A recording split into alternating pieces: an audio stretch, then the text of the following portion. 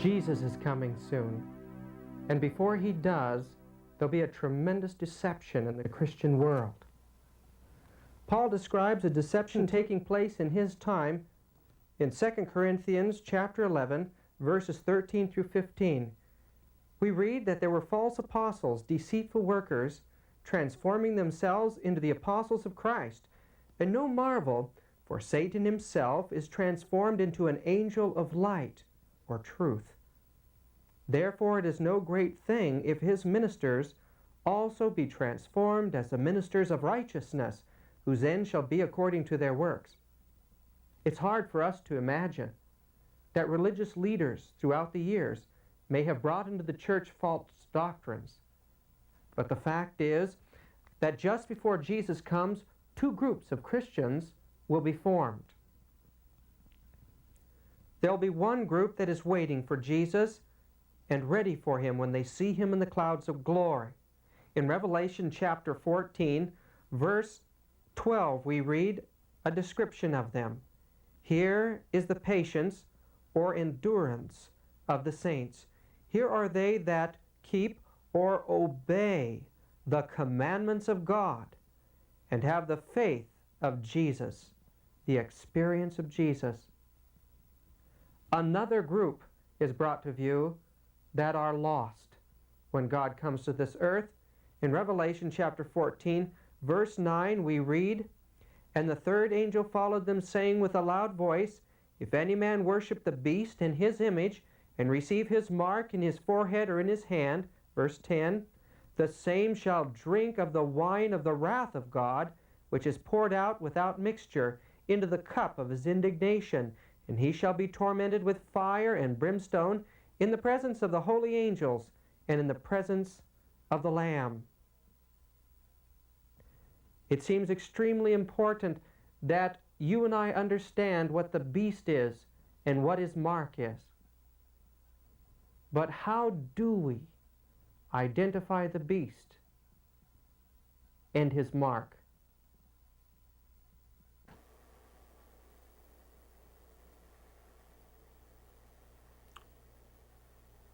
This world is being held captive by an evil power. That power has been here since the dawning of mankind.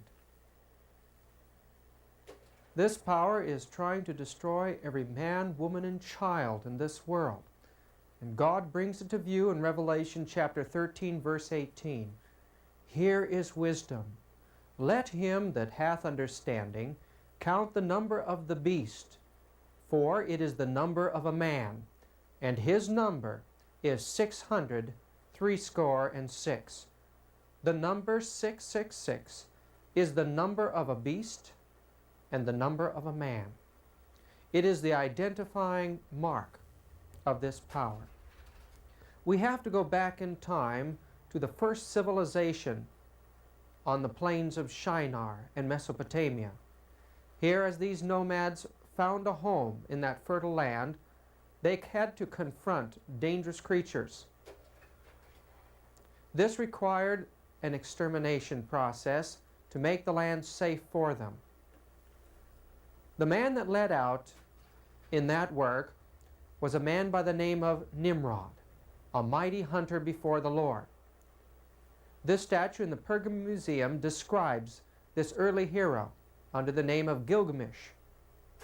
Nimrod killed a bull with his bare hands, a tremendous feat, even in an age of giants.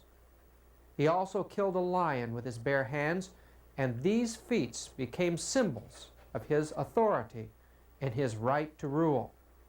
Cylinder seals dating 3,000 years before the time of Christ show this great hero and his work of hunting.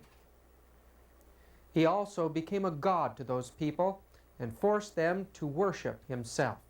He wore the cloak of a lion as a symbol of his right to rule, and he wore the horns of the bull as his first crown.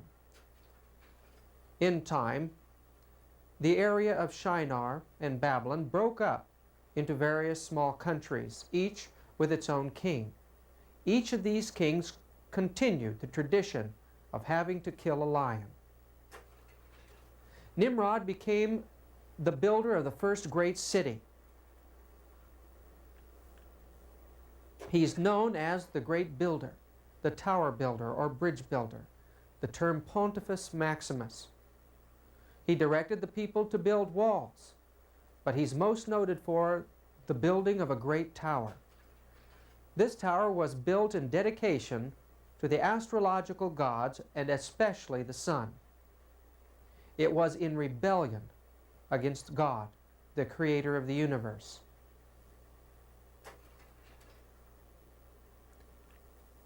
Nimrod had a beautiful wife, a blonde and blue-eyed woman who captivated the senses of his kingdom. She led out in the first blood sacrifices and witchcraft rites. When Nimrod died, this goddess, Semiramis, directed the people to worship her as they had her husband. She took the religion into the mysteries in order to protect herself from those who would want to destroy it. She was the mother of all female or mother worship. Throughout the world, various myths and legends have continued from her time, giving her various names. Semiramis had a beautiful child. He was the son of an illegitimate relationship, and she taught the people that the power of Nimrod, who had ascended into the sun, came over her, and she had a virgin birth. They believed that this was the reincarnation of their god Nimrod, and so the people worshipped him. When he became a young man, he was killed by a wild boar. The boar became a symbol of the destroyer of the gods, and the people wept for their lost life giver, their lost savior. Semiramis directed the people to worship the life giver in the sun, claiming that he had ascended to the heavens in 3 days.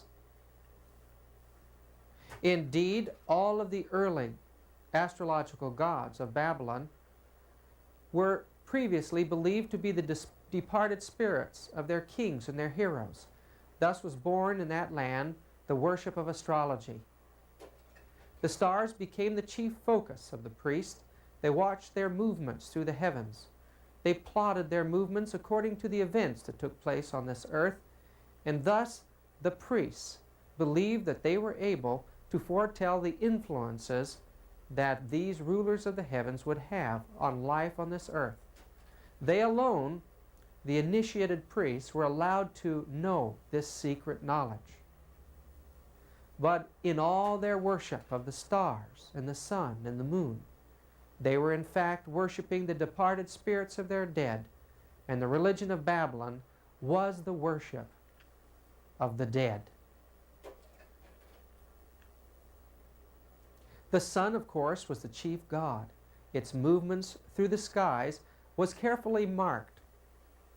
They saw that it passed through a consistent path in the heavens. This path they called the zodiac. During the day, they saw the sun as a good god, but at night, a dark and evil god. The union of the god who ruled the sky and the seas gave rise to many myths and many strange creatures. The number 6 was the day that man was born on, or created on, and believed to be the day the serpent was made on. Thus it represented man, woman, and the serpent. There were 6 houses given for the sun to pass through in the zodiac during the day, and 6 houses in the night. In each one of those houses, the sun passed through 3 rooms. This formed 36 rooms in the zodiac, 36 manifestations of the sun, the ancients believed. There were 36 gods in the zodiac, one for each one of these rooms. 36 gods in all to rule the 36 constellations of the sky. The number 1 through 36 added up equals the summary number of the mystery god, the hidden one, the 666 god. These superstitious mystics gave the number 666 to the sun. They believed that the serpent power resided in the sun, and they worshiped this force in nature as a great seven-headed dragon, each one of its heads representing one of the planetary gods: the Sun, Moon, Mars, Mercury, Jupiter, Venus, and Saturn. They believed that this energy flowed from the sun throughout all nature, and that those who were initiated into the secret teachings of magic were capable of manipulating these forces through mental exercises, through magic words and numbers. When God destroyed this system at the confounding of the languages at the Tower of Babel, priests now speaking different languages spread with the people throughout this world. The result of this spread was that the mystical mystery teachings of Babylon continued to be taught by the priests in every part of the globe and in every age. Remnants of that early religion can be seen in the great towers and pyramids that reflect that first Tower of Babylon, dedicated to the system of astrology and the sun.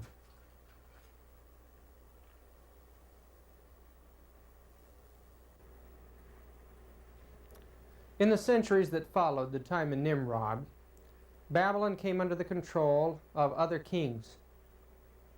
But 600 years before Christ, the Babylonians rose up and overthrew their Assyrian rulers. Now Babylon was the ruler of the nations again.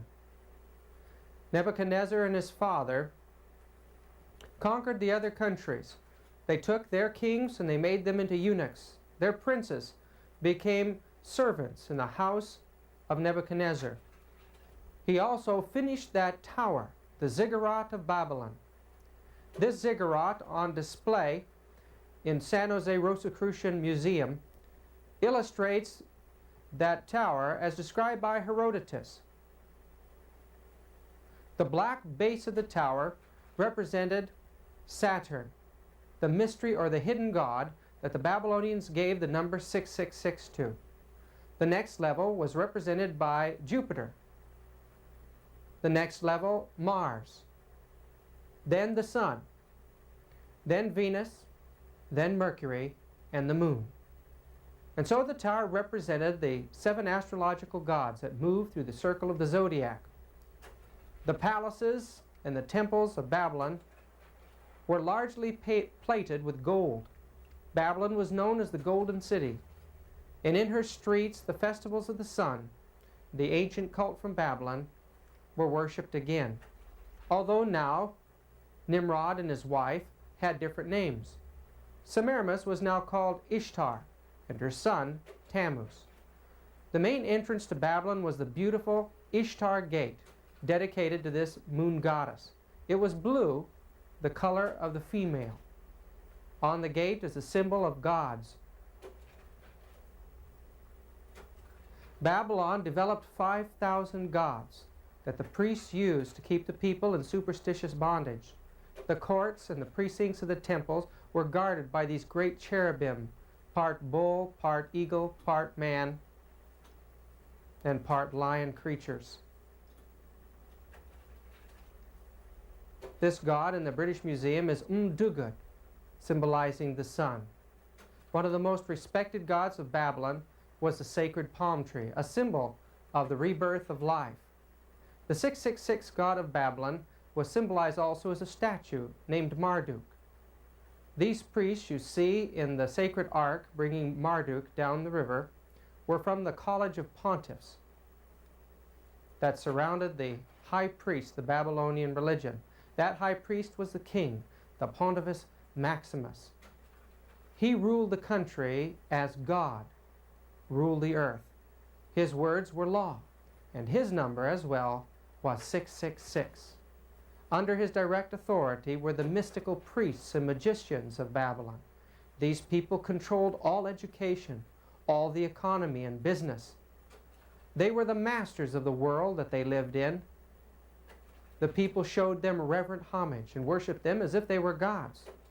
It was inconceivable to them that they could ever lose their power with such monumental bastions of walls surrounding them, the fact that they had international connections. But in the mountains to the east, the Persian armies were growing and developing. They had their own priesthood and their own gods based on that early religion of the Mesopotamian valley. When their soldiers moved in to the river underneath the gate of Babylon, it was providential that the leave gates of the city were left open, and they conquered in one night. They brought with them their gods, very similar to the gods of Babylon. About this time, the Hebrew religion had spread throughout the world, and a man named Zoroaster designed a religion that would compete with that of the Hebrew prophets. He created a god that stood between light and darkness, a god that men worshipped on Sunday, a god that men ate. Other gods throughout the world reflected the same form of religion, the god of nature, the god of the grains, the god of the rivers, the god of the generative powers. All these were worshipped, and behind the myths of these gods were secret allegorical meanings that only the initiates could know.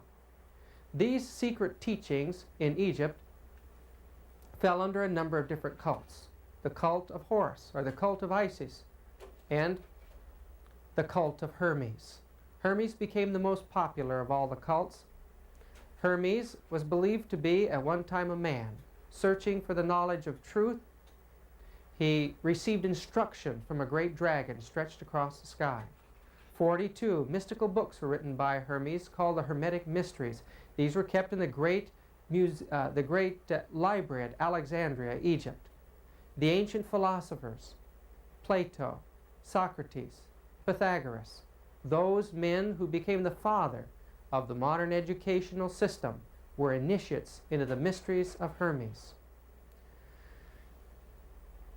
The magicians and priests of Babylon, realizing that their control of the world had faltered, determined to set themselves into a movement to regain it again. They fled Babylon and took their sacred statues with them. They went to the new burgeoning empire of Asia Minor. There,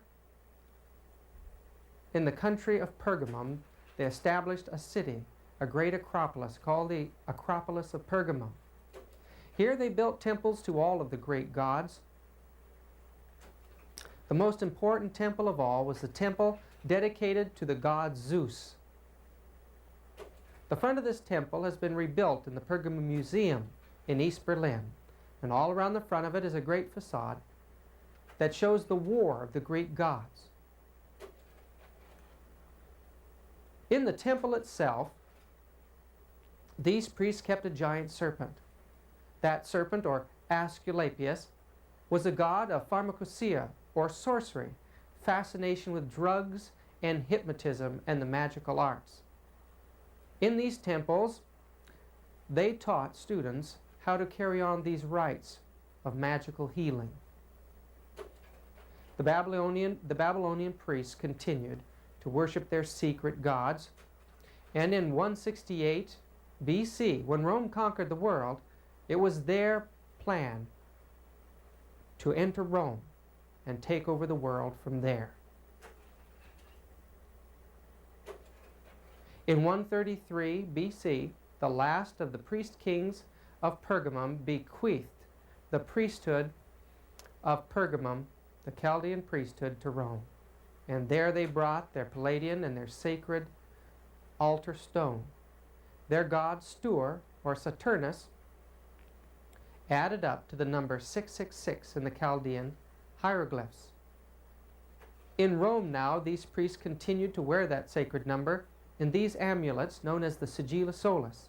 These photographs were taken in Berlin in 1910.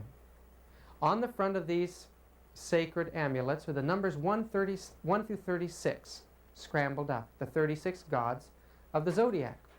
As you add up each row, it comes to numbers 111. As you add the summary number of those digits, you come to the number 666, the number of the hidden or mystery God. The penetration of the religion of Babylon became so general and so well known that Rome was called the New Babylon. Faith of Our Fathers by Cardinal Gibbons, page 106. Now, Babylonian priestcraft, the cult of the sun, ruled the world again from Rome. It was at this dark hour in its history that Jesus Christ came into this world. And through him, God flowed into this world his Spirit, into human hearts. The power of Satan was being broken. And we saw him move in some of the most terrible scenes of persecutions against this movement. But it couldn't be stopped. Tertullian, one of the early church fathers, announced that the blood of martyrs is seed. Every one that died resulted in many more converts to the faith. Now God had warned the Hebrew people that they were not to walk in the manner of the nations which he had cast out before them. They had committed abominations. But we understand from the Apostle Paul that the very apostasy of the occult world would arise in the church. For I know this, that after my departing shall grievous wolves enter in among you, not sparing the flock. Also of your own selves shall men arise, speaking perverse things, to draw away disciples after them. In 2 Thessalonians chapter 2, verse 3, Paul gives a prophecy of what would happen to the church before the coming of Christ. Let no man deceive you by any means, for that day shall not come, except there come a falling away first, and that the man of sin be revealed, the son of perdition, who opposeth and exalteth himself above all that is called God or that is worshipped, so that he, as God, sitteth in the temple, the Greek word nous, meaning the dwelling place of God, showing himself that he is God. When Paul uses the word temple in the New Testament, he refers to the Christian church. A power would arise, exalting a man above God in the Christian church. How did this system of apostasy come into the church? At the time of the apostles, a man by the name of Simon Magus was brought to view as they entered into Samaria. There this man was a great magician, and he had an entire town under his spell. Simon Magus was never converted to Christianity. He was a master of the occult arts, an initiate into the Hermetic mysteries. He made his way to Rome, and there he was believed to be a god. But he taught the people that he was Jesus Christ. A tremendous temple was built for him there. He established his center of worship in a place called the Vatis Khan, the divining serpent. Later, Simon Magus died, and he was buried there in the Vatican Hill in Rome. Others that spun off from this apostate Christian movement established their own cults. This great movement was called the Gnostic Society, and we find that some of the leading families in the occult world called themselves Christians, but had seals that reflected the pagan gods of astrology. In 1945, in Upper Egypt, in a little town called Nag Hammadi, a number of books were discovered in a cave. These books were sacred writings and appeared to have on them the names of many of the apostles. But who really wrote these books? It became evident in studying them that many occult teachings, spiritualistic teachings, that the apostles had never taught had been written into Christian gospels and passed off as if they were really inspired by God. This Gnostic movement, this counterfeit movement of Christianity, resulted in a deterioration and a destruction of many of the fundamental beliefs of apostolic Christianity. One thing that it did is it led men to allegorize and mythologize the scriptures to fit their own intellectual and philosophical views. These men believed that only the pneumatic part of man was redeemable, or that only the spirit of man was redeemable, a purely pagan principle up to that point. They de-emphasized the concepts of eschatology, or the prophecies leading to the coming of Christ, in favor of the existential movement, the experience. It was these men who brought into the church the pagan concepts of oracular voices or ecstatic utterances, tongues. They minimized the concept of disobedience, claiming that men could never obey, and that the law of the Old Testament was an evil law and had to be destroyed. Thus they introduced antinomianism into the Christian world. They didn't believe that the miracles of God were anything special. They taught that any man could do miracles. They de-emphasized the concepts of evil angels, fallen angels. Theology became a system of philosophy, and important words of the Bible were just spiritualized away. The cardinal doctrine of the movement was the non-flesh of Jesus Christ. These people claimed that Jesus was only pure light because only pure light was God, and anything physical was in itself evil. Therefore, man being evil could never obey the law, and his work was just to come to know the light, and he would be redeemed and saved. The Gnostic error that Jesus had a different kind of body than we are was a doctrine that has changed the face of the entire Christian world. John called it the teaching or the spirit of the Antichrist. In 1 John chapter 4, verse 2 and 3 we read, "Hereby know ye the Spirit of God, every spirit that confesseth that Jesus Christ is come in the flesh is of God. And every spirit that confesseth not that Jesus Christ is come in the flesh is not of God. And this is that spirit of Antichrist, whereof ye have heard that it should come, and even now already is in the world." How did this strange teaching come into our Christian church? Well, the answer is simple. Many of the early church fathers felt that the highest form of worship was to unite the tenets of paganism and Christianity together. Such was the work of men like Jerome and Augustine. It was Augustine who had been a Manichaean Gnostic for 10 years of his life, and he believed that human flesh could not obey the law of God. Thus he merged his Gnostic concepts with the teachings of Christianity by developing the teaching of original sin. In this view, the idea was that Adam passed on the guilt and taint of sin to his offspring, and that because of that, every child born is born a sinner and cannot obey God's law, even with divine help. This resulted in concepts such as the Immaculate Conception of Mary, and in the Protestant religion, the idea that Jesus must have, through a miracle of birth, escaped the original taint of sin so that he could obey. But what flesh did Jesus actually take? We learn that in Hebrews chapter 2, verse 14. "For as much then as the children are partakers of the flesh and blood, he also himself likewise took part of the same." Jesus took the same flesh that you and I have, and through faith in divinity, he was able to perfectly obey the law of God. He was our example, and the character that he formed is a character that he'll impart to you and to me by faith. We have to obey God's law to be ready for his coming. In the book of Revelation, we read that at the end of time, there will be one small group ready for his coming.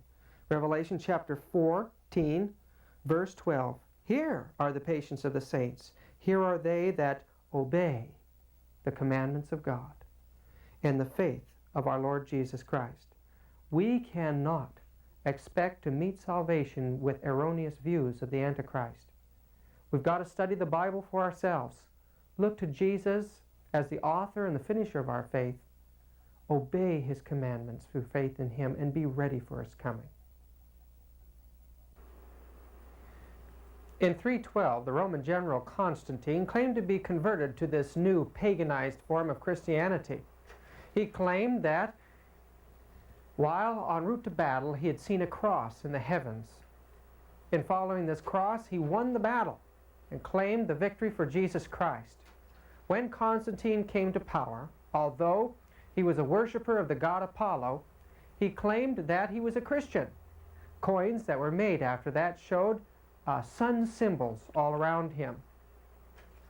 In this painting in the Vatican, it shows Constantine giving the statue symbolizing the political power of the kingdom to the Bishop of Rome at that time.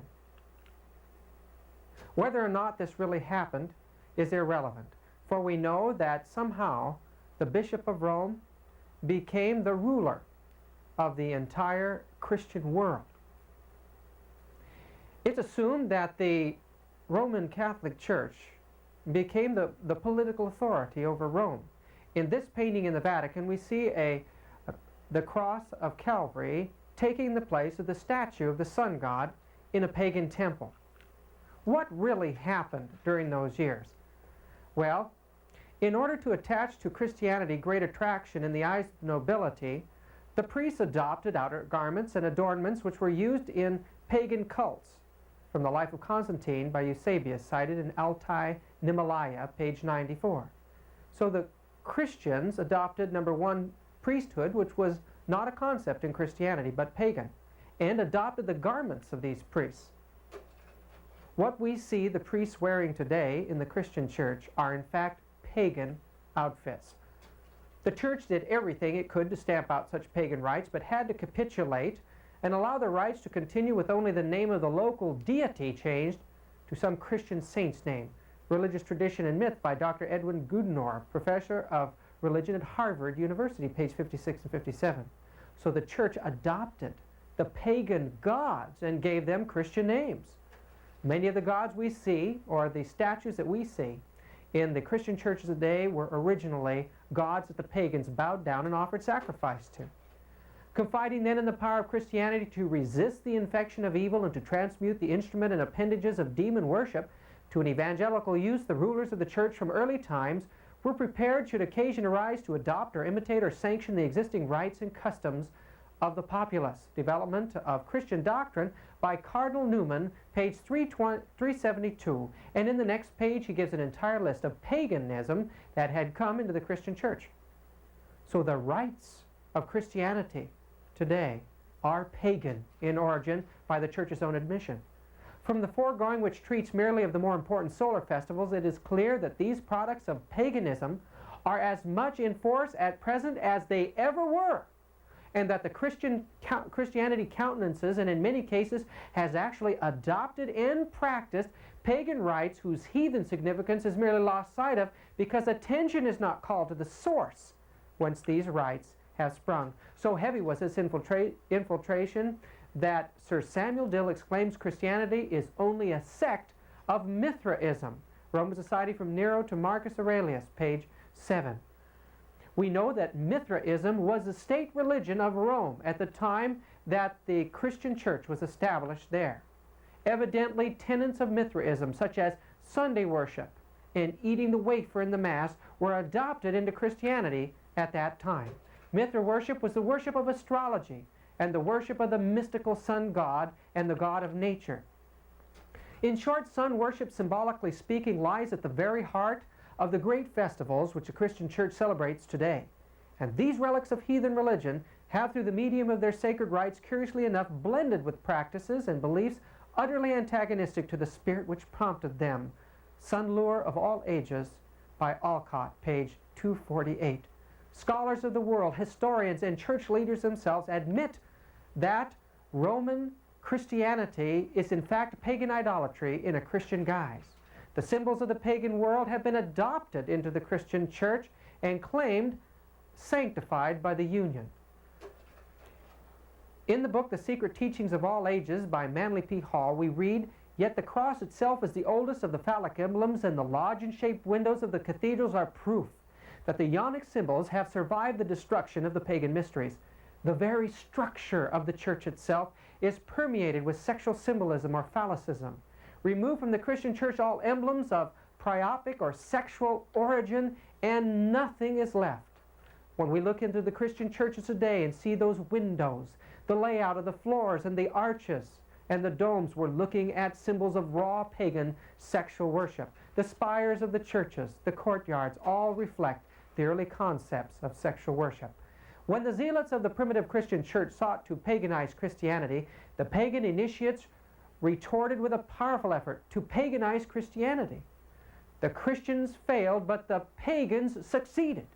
With the decline of paganism, the initiated pagan hierophants transferred their base of operations to the new vehicle of primitive Christianity, adopting the symbols of the new cult to conceal those eternal verities which are ever the priceless possession of the wise. So, Christianity became the actual home of the pagan leaders in that age. Pagan men, now claiming to be Christian, were leading out. The world, cloaked with a form of righteousness, walked into the Christian church. Now the work of corruption rapidly progressed. Paganism, while appearing to be vanquished, became the conqueror. Her spirit controlled the church. Her doctrines, ceremonies, superstitions were incorporated into the faith and worship of the professed followers of Christ. From the Christian history book, The Great Controversy, page 50. Paul had warned about the dangers of Gentile worship. In 1 Corinthians 10:20, he told the Christian church, "But I say that the things which a Gentile sacrifice, they sacrifice to devils, and not to God. And I would not that ye should have fellowship with devils. Ye cannot drink the cup of the Lord and the cup of devils. Ye cannot be partakers of the Lord's table and the table of devils." Christianity had become devil worship from beginning to end. As we look at the sacrifices and worships of the pagan world around them, knowing that this worship was ascending up before Satan and his evil angels, we're realizing that the Christian church, in adopting these same forms, were in fact sending their worship up before the same powers. In a comparison between sun worship and Christianity, we find an exact parallel today. The nativity of the sun, the birth of Tammuz, on December 25th, is now called Christmas. The Midsummer Festival, that's held June 24th, is now called the Nativity of St. John. And the Assumption of Semiramis, who became the mother goddess in paganism, is now called the Assumption of Mary, who became the mother of God. The mother goddess was worshipped and titled the Queen of Heaven. And that's the title that the Virgin Mary is given today. Cakes were decorated and dedicated to the goddess with a T crossed on it. Those are called the hot cross buns in the church today. The 40 days of fasting and lamentation for Tammuz are now called Lent in the Christian church.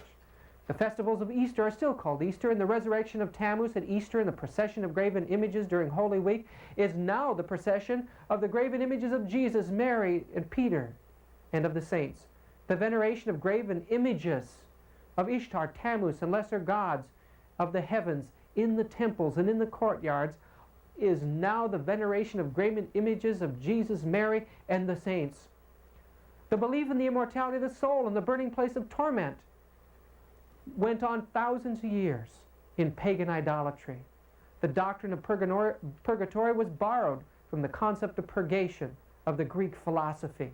The belief of the dead visiting the living, the feast, this feast held in November, called All Souls Day, is now the festivals of All Souls Day in Christianity. We know it as Halloween. The concept of burning incense before the altars was pagan. Chants, repetitious prayers, and beads are now called the rosary in the church. The symbol of the cross was a symbol of the sun and a symbol of Satan. And now it's become the object of worship in the Christian church. Amulets, idols were worn to scare away evil spirits in paganism, and now it's the wearing of crucifixes. The round disc wafer with IHS symbolizing Isis, Horus, and Seb that was eaten for the soul in Egypt is now the wafer of the Eucharist in the church. The painting of the child and the mother with the glory of the sun around them is now called the icons in the Eastern Catholic Church. Infant baptism and sprinkling, all of these things were pagan. The concept of necromancy, talking to the dead, takes place in Christian mysticism and miracles in the church today. The first day of the week, or Sunday, was kept in honor of the sun god in every culture. And today, the Christian world is honoring that day. The concept of Pontifex Maximus, the name of the chief pagan deity, is now the Pontifex Maximus of the Christian church. Janus and Sibyl were once the holders of the keys in Asia Minor, and now the Pope claims to be the holder of those very same keys. The concept of a high priest king carried on the throne is seen in the Pope being carried in the Sedia Gestoria. The pagan high priest king was believed to be the incarnate sun god, a representation of the God in heaven. The Pope claims to be the vicar of God on earth. Offerings were offered to placate and appease the god. These concepts became penance and indulgences, salvation by works in the church. Anciently, there were houses for prostitutes, priestesses. Today, the church has adopted the concept of nuns. And throughout the years of sun worship, the enemies of the sun were offered as human sacrifices. And in the Christian Inquisition, Over 50 million lives were destroyed. Many of them were burned at the stake. A comparison between this cult form of Christianity in Rome and Hinduism, again, gives us a direct parallel.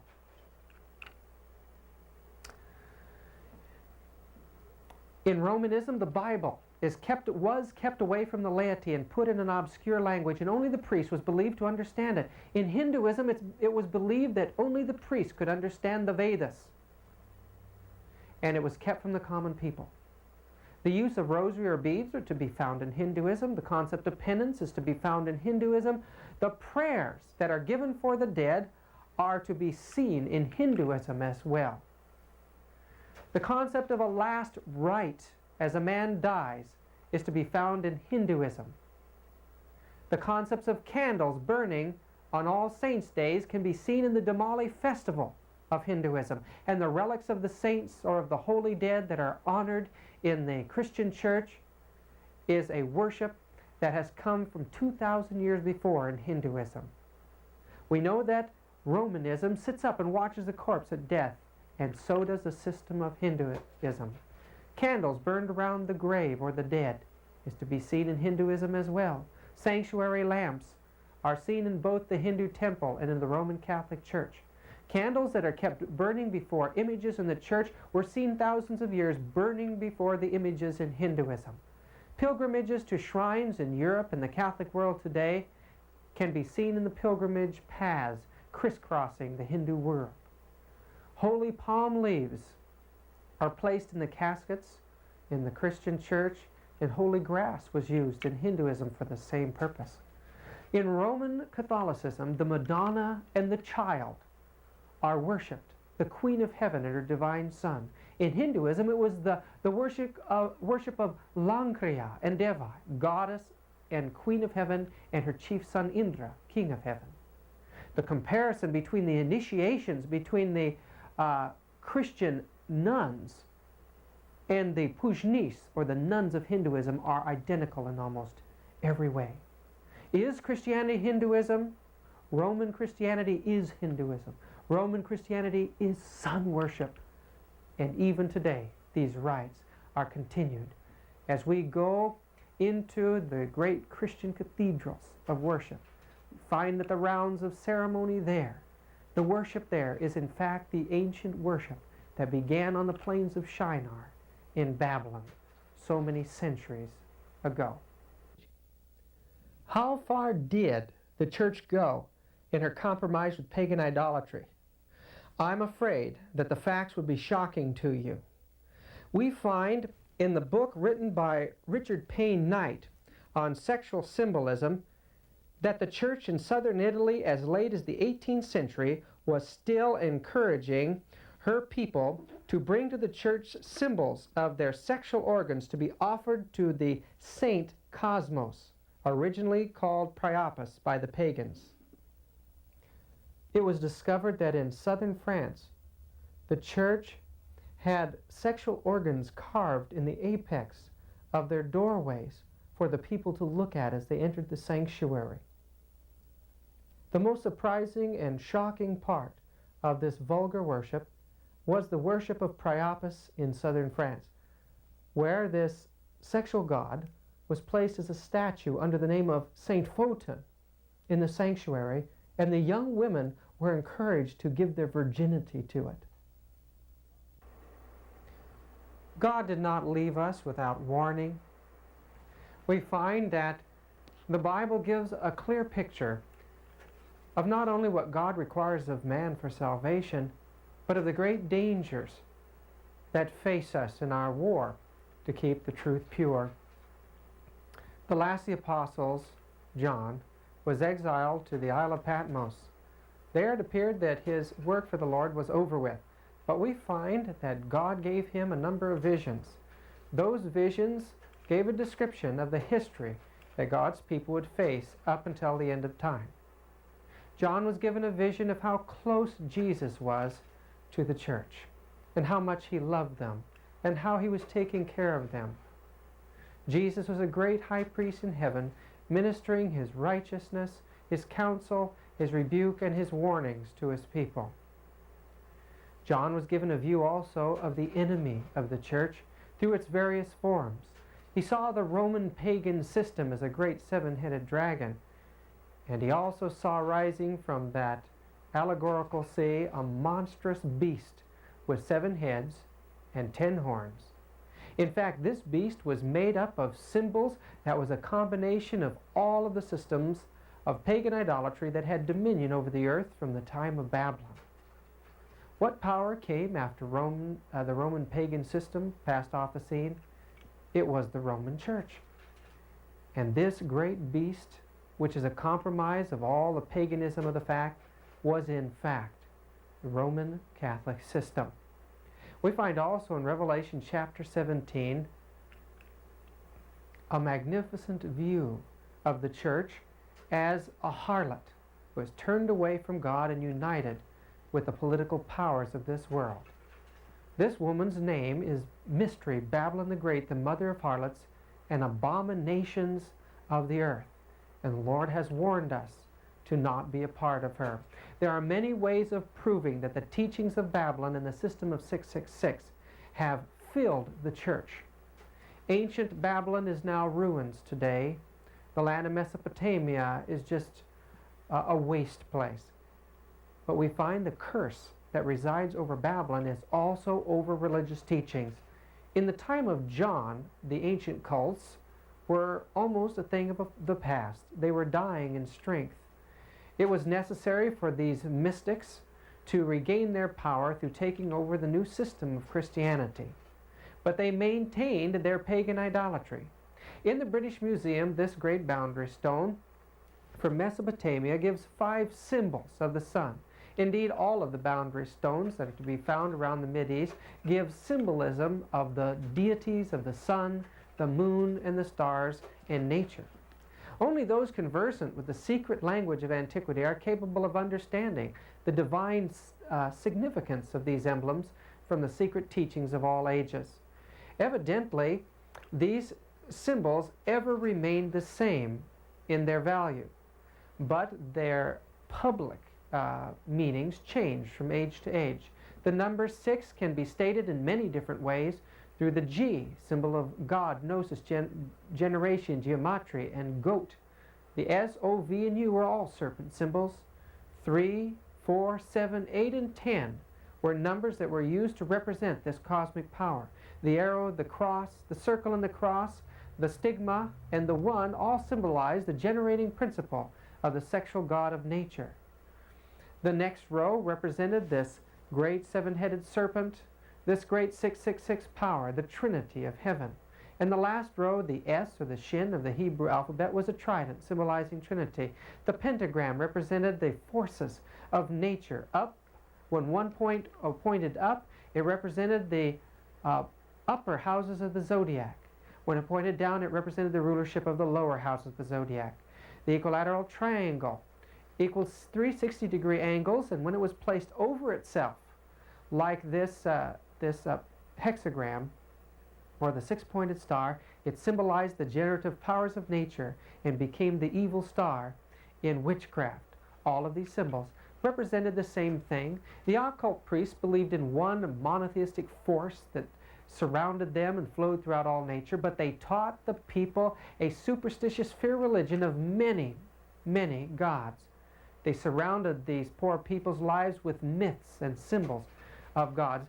The supreme symbol of God was the sun. We find the sun was pointed to as the source of all life and of all health. The reflection of the god of the sun in the underworld was believed to be the gold that was found in the earth, and so it was holy. It was this sacred gold that was kept in the pagan temples, and the gods were plated with it. When the church took over the pagan world, she also adopted gold, and we find that within the cathedrals and the churches of the Christian world today, there is gold, gold, gold everywhere.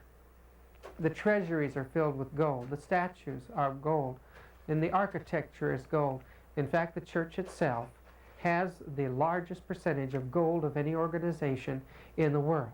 As the ancients squinted at the sun, it became a cross in their eyelids, and so the cross was the first hieroglyph, or symbol of the sun. We see it here on that boundary stone in the British Museum from Mesopotamia, on the chest of the god, on these cylinder seals from 3,000 years before Christ, and on coins throughout the pagan world. This cross was universal. On this seal, we find that the circle and the cross is united. This symbol of male and female in union was adopted in Africa as a symbol of fertility among the natives. And in Egypt, it is the Ankh, the symbol of the immortal life. Here, the apostatizing Christians in the Coptic culture adopted the pagan symbol of life as a symbol of their religious teachings. It had no connection with the cross of Calvary when it was first adopted into the church. The cross of the pagan god was taken into the church in every form before her history was over with. And today, we find that these crosses and pagan symbols are to be found on her altars, in her architecture. We find that the cross is the main object of worship in the church today. It's hung around the neck as an amulet. The priests lay in the shape of it in the floor in their initiation. Another form of the cross is this double cross, the ancient Babylonian sun god Shamash. We see it reflected in symbolism all over Mesopotamia. Here it is in this coin from Greece, and here it is in the floor of St. Peter's Basilica in Rome, Italy. This double cross can be found everywhere in the church. Another form of the sun god is this symbol of a wheel within a wheel. It's found on Apollo's chariot and in this Assyrian sun god.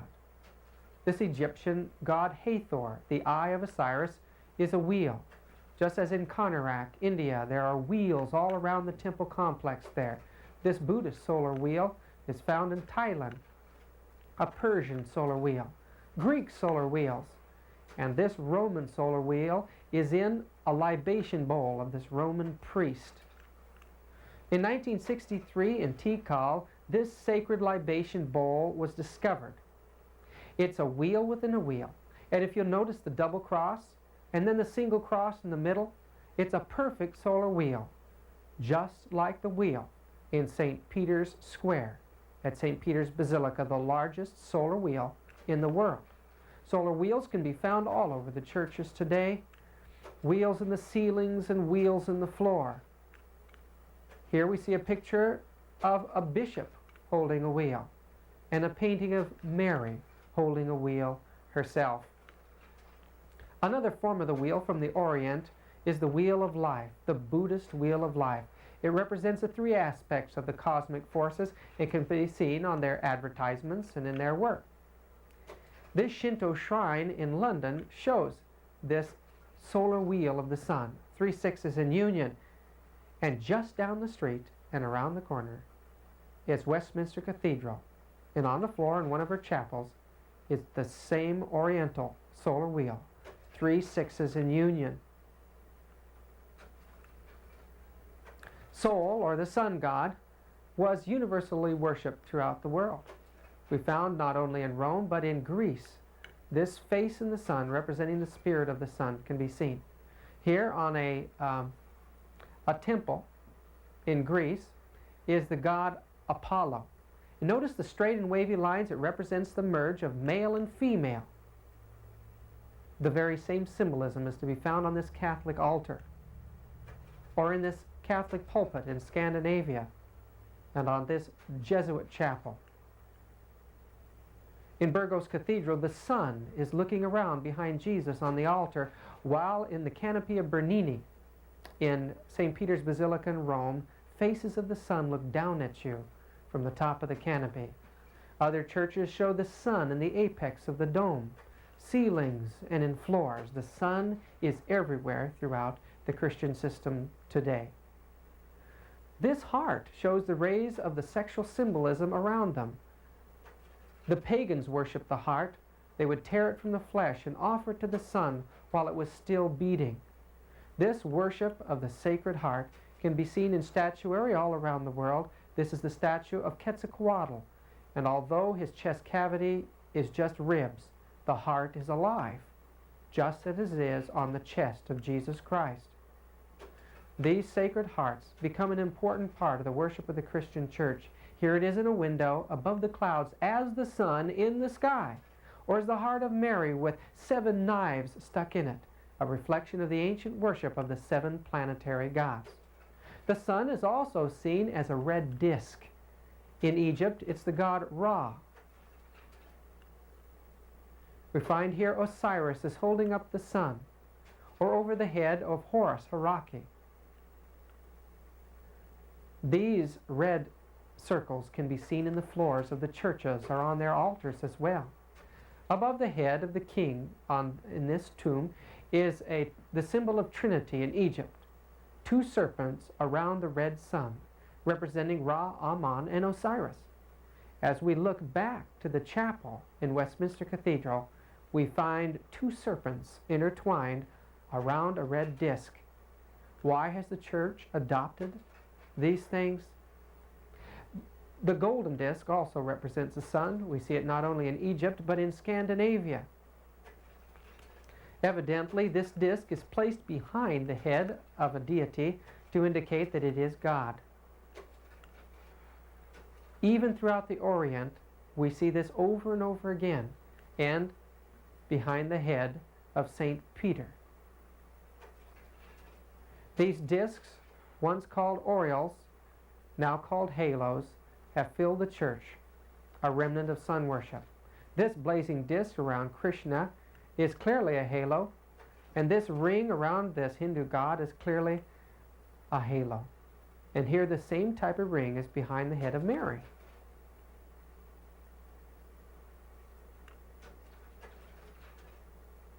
Another symbol is the nimbus. It came from the pagan worship of the generative powers, the worship of the female organ. The ancient placed gods in this symbol to represent that they represent the power of generation or life, and the church has placed her saints and Mary and Christ in the same symbol. One of the symbols of the sun's rulership over the universe was that of a great big globe. And we see on boundary stones from Mesopotamia a king holding up a globe, or in India a Hindu god holding the sun in his hand.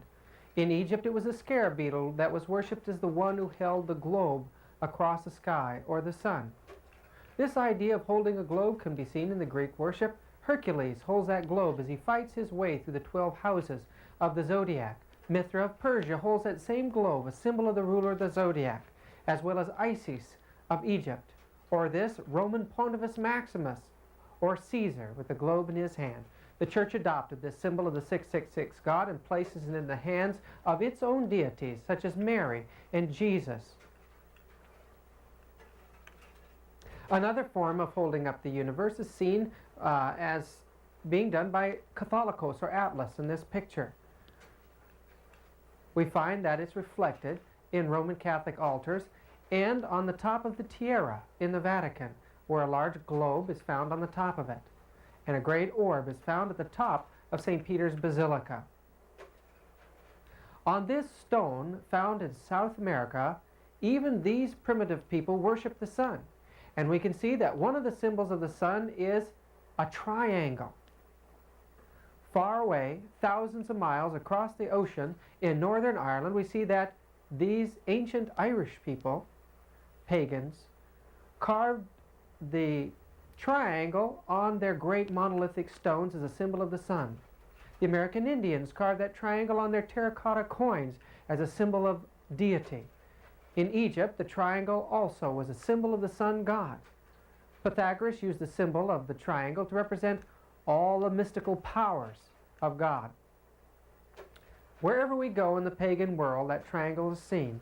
In the Rosicrucian Museum in San Jose, that symbol is a part of the Rosicrucian symbolism. As we go through the churches, we'll find that they've adopted this symbol of pagan origin as a symbol of the God of Christianity. An equilateral triangle is 360-degree angles, and it represents the 666 God. It has no place in the church. Another worship was the worship of the eye. It represented the eye of God and was found in the capstones of the pyramid. Here in the center of this capstone, you'll see a circle with a dot. It represents the eye of Osiris, which was worshipped in fear by the Egyptian pagans. They kept eyes in their pockets to protect them from the evil eye. Even in Rome, we see that this form of worship was adopted, and on this pagan Roman grave is carved a giant eye as a symbol of God. This Masonic pin illustrates the concept that the eye of God is placed in the equilateral triangle. That eye in a triangle is looking down at you from the great dome in Santiago de Compostella's cathedral, or in this confessional box in Torino, Italy, or in this pulpit in the Church of St. Louis in France. Everywhere you go, the church uses the equilateral triangle and the eye of pagan idolatry as a symbol of the Christian God. Another symbol is that of two equilateral triangles placed over itself. It represents the generative principles of nature, and in the center of it is the all-seeing eye of God. All around it are the 36 sections of the zodiac, or the 36 decans that add up to the number 666. Aleister Crowley designed this pentagram or hexagram. We see in the center of it the number 6 and the sun.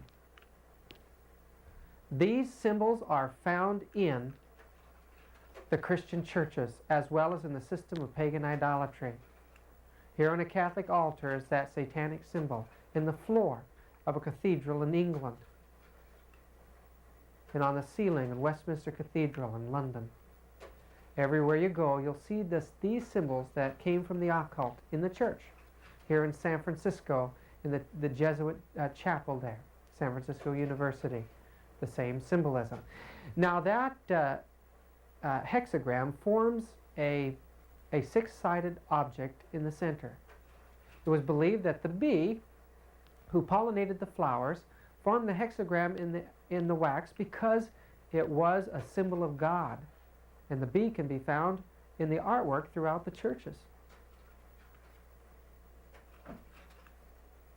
The pentagram is a symbol of the cosmic forces, whether up or down. We find it used in Satan worship, as well as in the worship of Lucifer. But here you'll find that symbol on Catholic altars and in floors.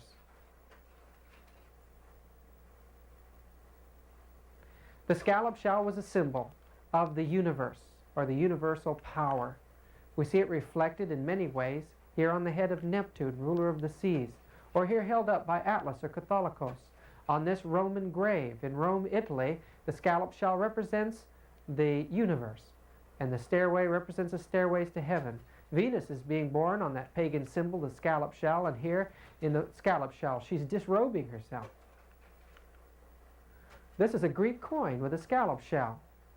And here a pagan Venus stands with a scallop shell open, a symbol of sexual fertility. The church adopted that sexual symbol, that symbol of cosmic forces, and you'll find it throughout the churches today. Even in St. Peter's Basilica, we see a great painting of Jesus being sprinkled by a scallop shell. In Santiago de Compostela, that scallop shell represents the brother of Jesus, St. James. And we find these shells are used as fonts to hold the holy water for people that enter the churches. In Westminster Cathedral, beneath the floors of the church is a chapel for funerals. If you look carefully at the apex of the arches, where the symbol of deity should be, they've placed a great gold scallop shell.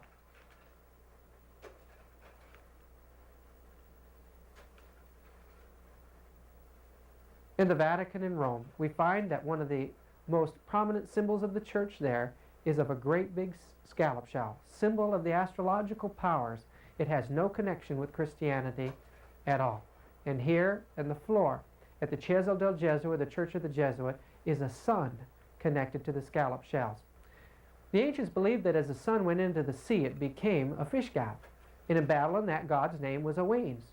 We find in India the name of the setting sun was Vishnu, or the fish. Neptune was part fish as well, the ruler of the seas.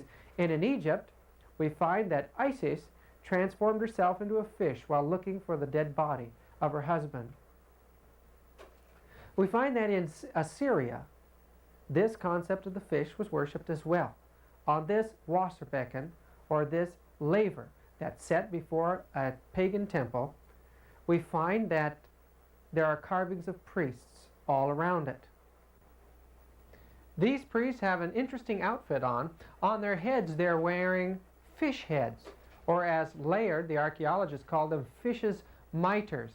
We find that reliefs from Canaan show that the priests of Dagon wore these fish's hats upon their heads, or these fish's mitres, as a symbol of their worship to Dagon, the sun fish. In Asia Minor, we find that in the Mysteries of Cybele, they portrayed her as wearing this sacred fish's mitre. Indeed, throughout paganism, here and there, you'll find that the priests wore this sacred fish's mitre. And here it is adopted into the church. Even today, they're still wearing that fish's mitre, or that fish head on their head with its mouth open. Another symbol of the sun is the three-high horn crown. It was a symbol that the sun ruled the heavens, the earth, and the world of the dead, or the underworld. It can be seen reflected in the artwork throughout the pagan world.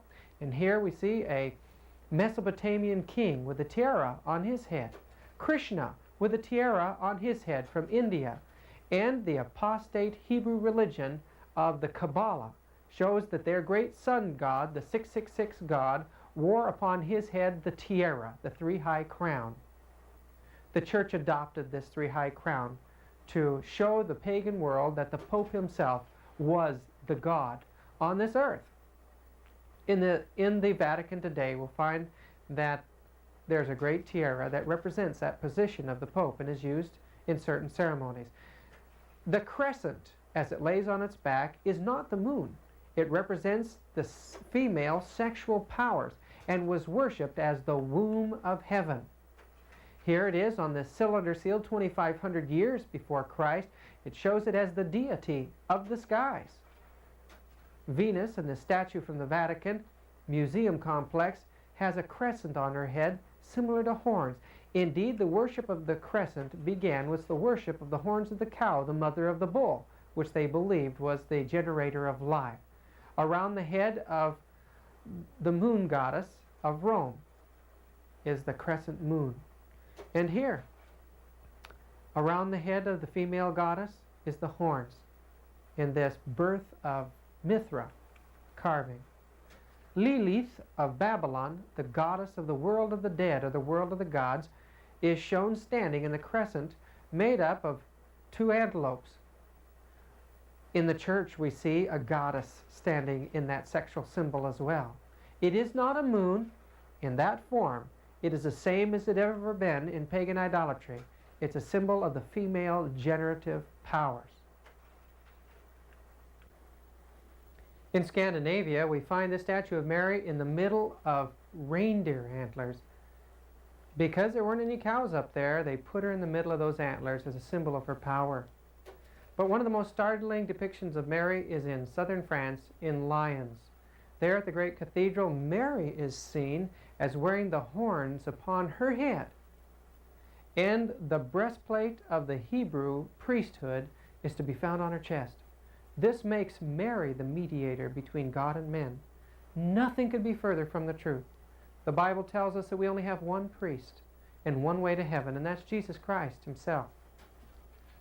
This concept of fertility worship and the worship of the mother captivated the senses of the pagans, and the Roman Church realized it would have to adopt it.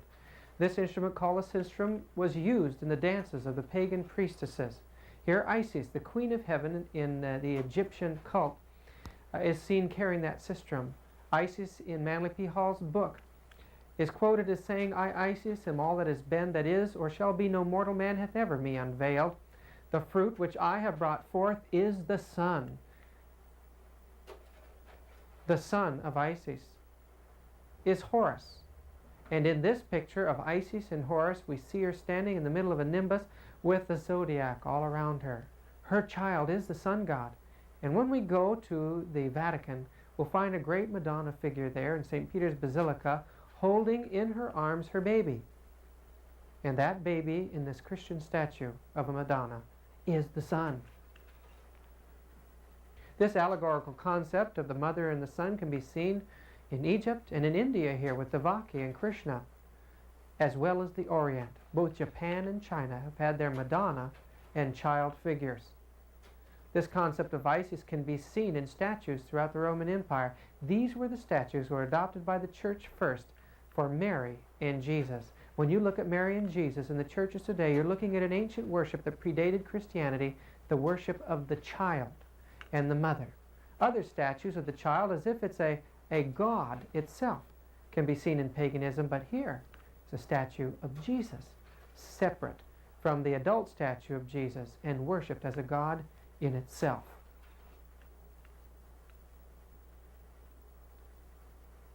On this boundary stone from Mesopotamia, we see the god Shamash, the sun god, placed in the womb of heaven, the crescent. We can see it on cylinder seals. 2,500 years before Christ, the concept of the sun god in the crescent, or the male in the female. On this Mithraic altar, or in this Egyptian piece of jewelry, we see the disk of the sun placed in the crescent. Even in India, we see that symbol everywhere, the disk in the crescent. The asterisk was a symbol of the sun in Greece, and here we see 3 asterisks in 3 crescents.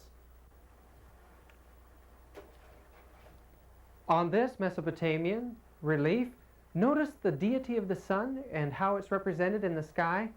There is a disk in a crescent, just as there is in this Roman Catholic monstrance. Evidently, the host is placed within this crescent in many of the monstrances. In fact, most of the monstrances that we photographed as we went through these treasuries had a crescent to hold the wafer in. It represented the union of male and female sexes, thus the generative principle. Is that what's being worshipped? And the people don't realize it? The generative principles of nature? On this little door, on the sanctuary housing the instruments of the sacraments, I want you to notice that around the cup is grain and grapes. This was the worship of the god of nature. His name was Dionysius or Bacchus.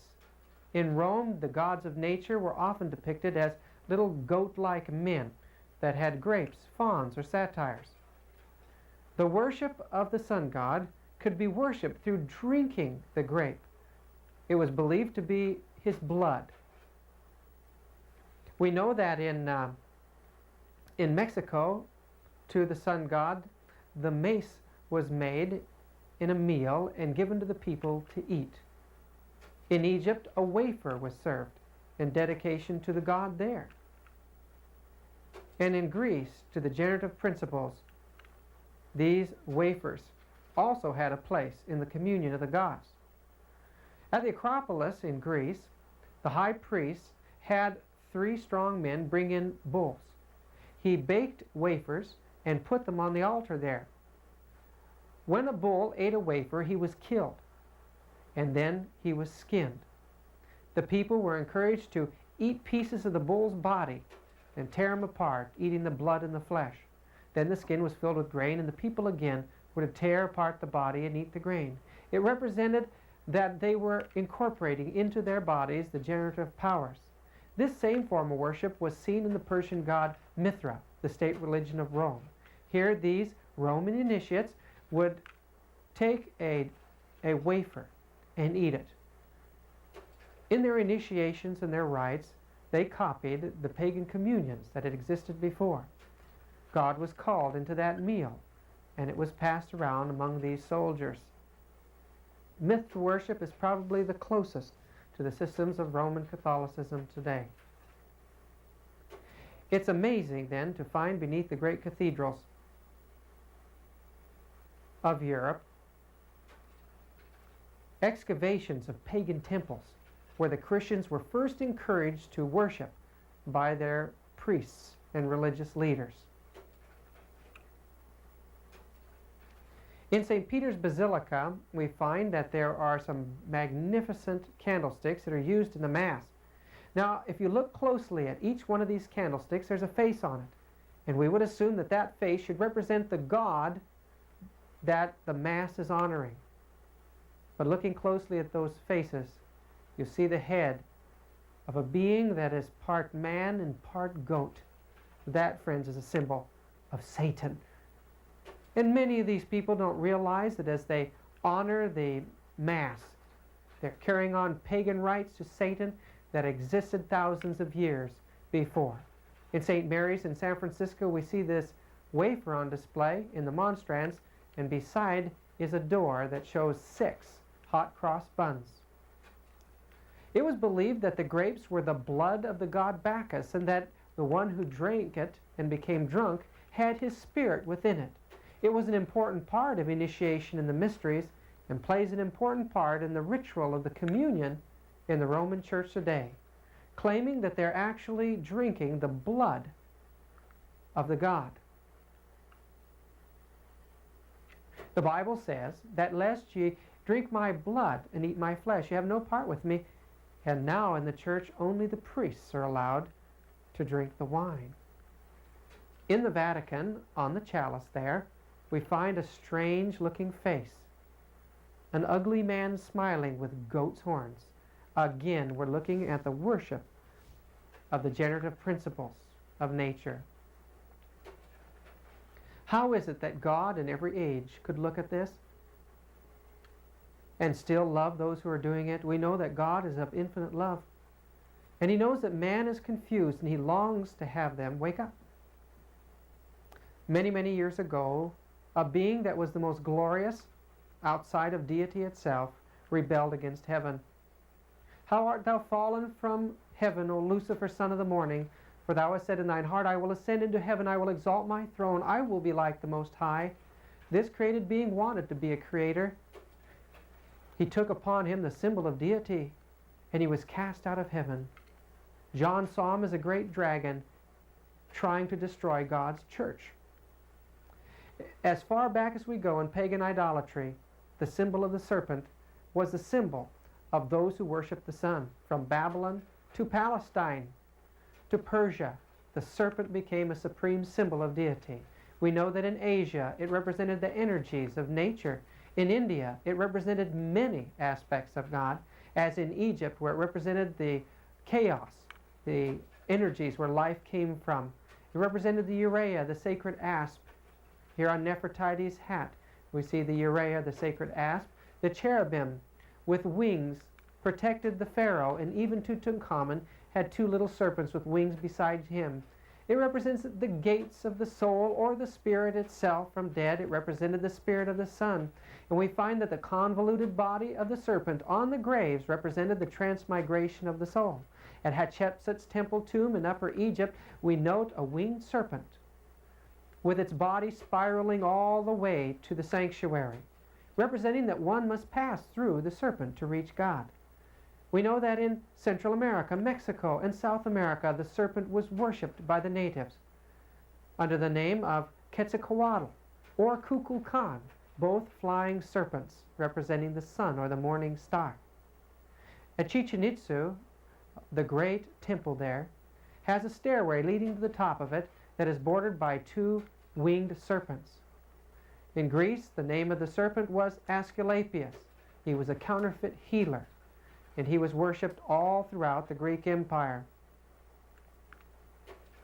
Even the great god Apollo was equated with the serpent, as was Athena, the Greek goddess of war and wisdom.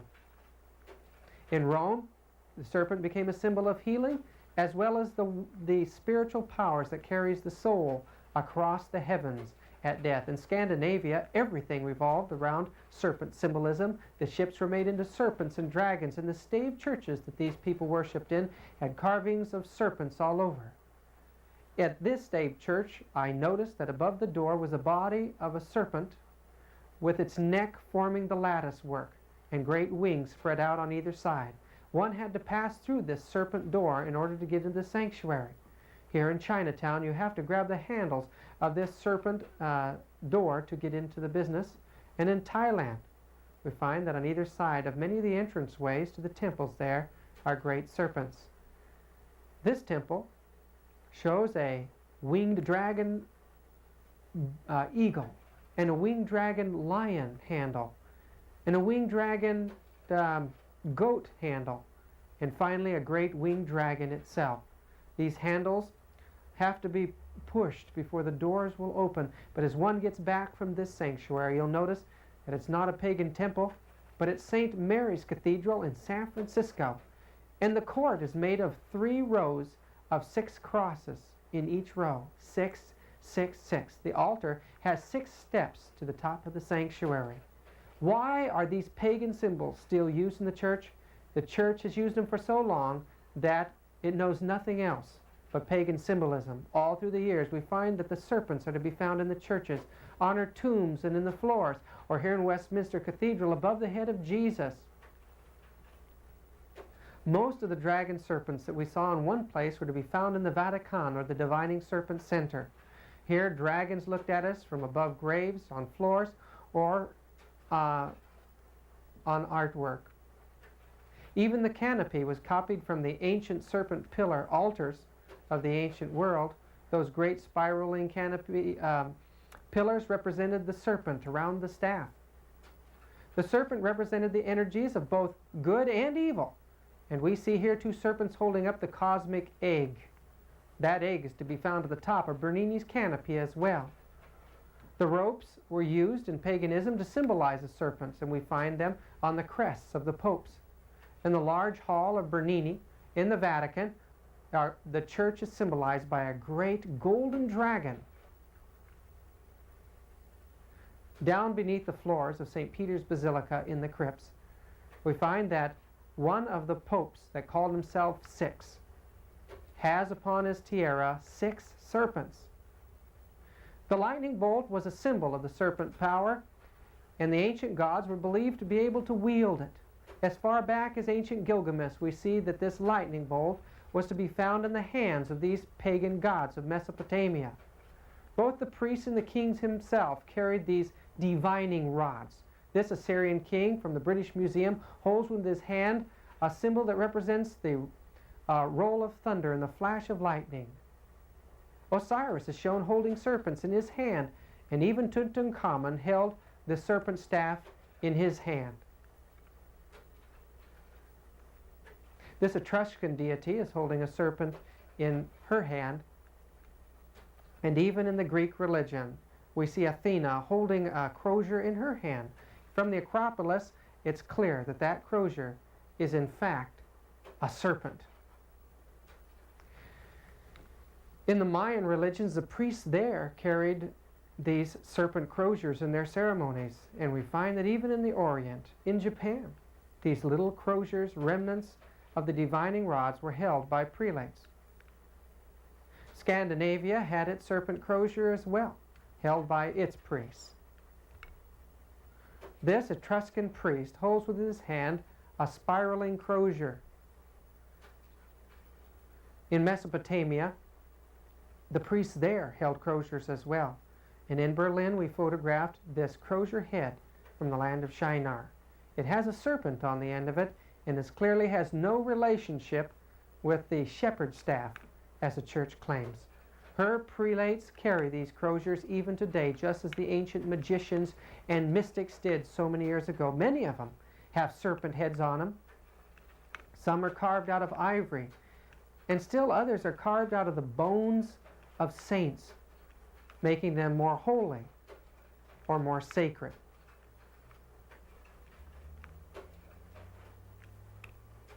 In the eastern part of the Catholic world, we find the croziers have 2 serpents' heads on them, like this crozier found on the island of Patmos. Some show floral designs representing the generating principle, as this, which is beside the throne of the Pope today. Priests and prelates carry these as a symbol that they control the energy forces of nature, irrespective of what they say. This was its original meaning, and here even St. Nicholas carries a serpent crozier in his hand, while this Jesuit prelate holds a double serpent crozier in his hand. Another form of the lightning bolt was as this god Adad holding up a 3-pronged lightning bolt. That lightning bolt can be found in different forms. Here the god Neptune holds it as a great pitchfork. The pitchfork of Neptune can be seen even on the altars of Mithra, or Hindu deities, or Greek deities. And Here we see this Greek deity holding a trident in a Catholic grave. And Jesus is shown here as having these tridents coming out of his head, while in St. Paul's Cathedral the trident is coming out of the corners of this cross. Another form of the trident is this blessing hand, seen on this cylinder seal 3,000 years before Christ. The Hindu gods are seen carrying it, and the Buddhist religion adopted this sacred symbol of the cosmos. These Egyptian priests are protecting themselves from the cosmic force by emulating it by holding their hands in that form. The Spartan god holds it, as well as this Roman faun. And this Roman Caesar has that sacred symbol of the 666 god in his hand. In London, they excavated a statue of Apollo, the sun god, with that three-fingered symbol. Fingers were kept in pockets or hung around the neck to protect people from this satanic god that they believed had horns and a tail and a pitchfork. On the altars of Zeus, we find that this sacred hand was placed as a symbol of the cosmic forces. These votive hands, as they are called, can be seen in some of the great museums of Europe, showing an important part of the pagan worship.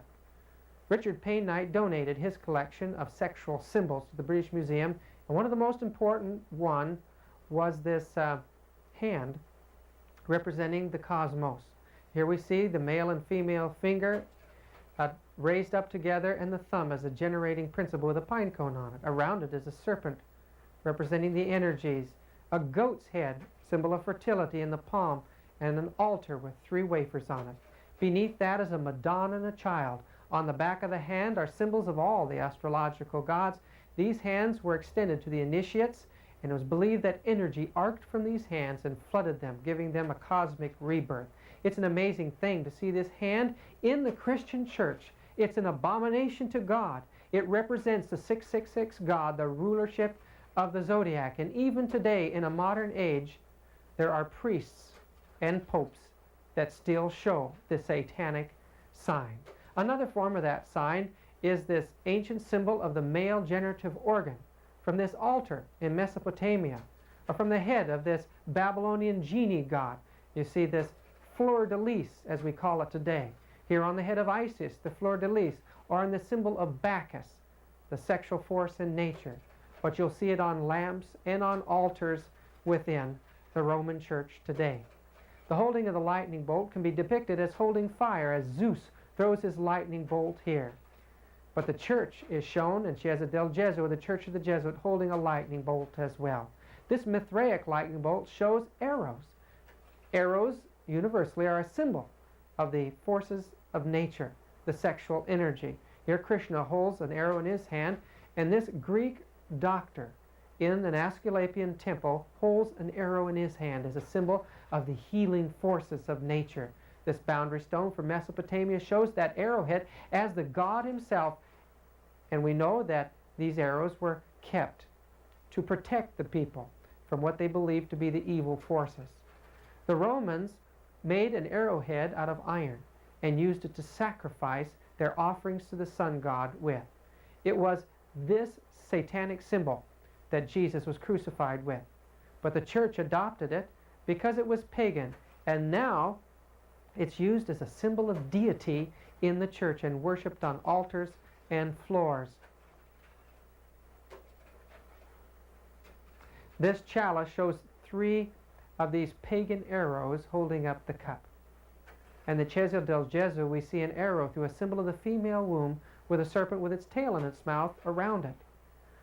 This monstrance in one of the Catholic treasuries shows arrows in and out of it, representing the energies that emanate from the wafer. The ancients worshipped the evergreen tree as a symbol of deity. In Mesopotamia, they worshipped the palm tree as a symbol of the rebirth of life. That symbolism is adopted in the Greek and in the Roman religion, and now we find it on the floors and on the altars and graves of the Roman Catholic Church. Another form of this rebirth is a symbol of the pine cone. This pine cone can be seen in reliefs all over Mesopotamia, held by the genii or demon gods. It represents Osiris in Egypt. We see him here holding a staff with pine cones on the end of it.